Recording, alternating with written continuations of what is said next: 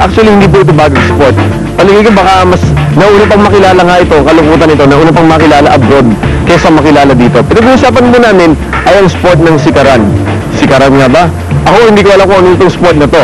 Kaya dito, sama-sama ho nating matututunan kung ano itong sport na inumpisahan ng isa sa mga kilalang former mayor po ng Baras, si Mayor Jeronimo, yung si Latigo. Yun po yung kilalang mayor nila. Legendary name sa lugar ng Baras. Isa sa mga proponents nitong ating martial art na ito, sikaran ang tawag. Hindi ko alam kung paano, alam ko pagka sinaming sikat, sisipa eh.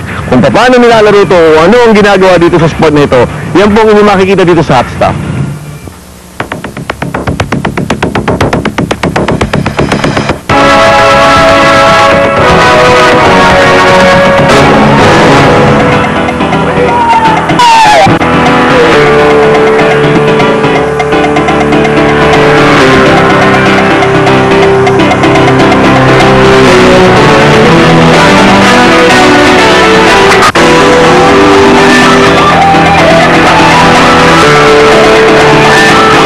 Ito po ay katutubong Pilipino turok po.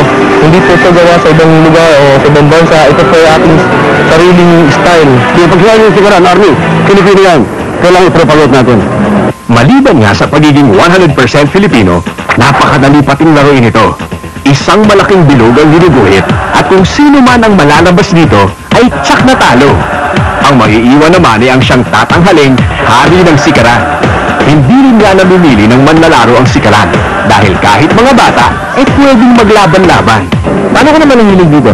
Kasi pag gusto ko itong mag-ano ng martial art para po yung self-defense. Saka yung mga kaibigan ko, pinag-ano ko dito yung mag-aral. Yung sikaran kasi maganda ho dito. Saka para po makatulong sa akin pag pagdating ng araw, pulis po kasi gusto kong pangarap eh. Namana ko sa tatay dito.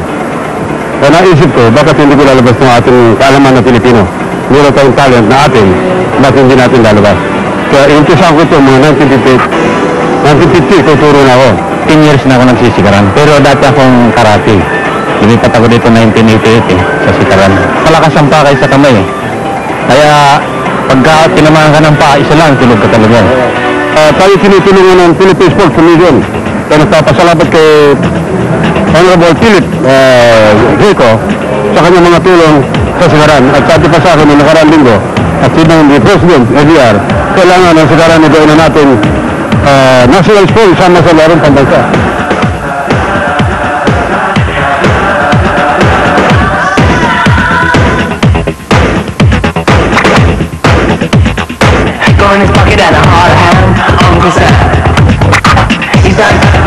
Hindi natin ang sarili natin. Mabuhay ang sikaran.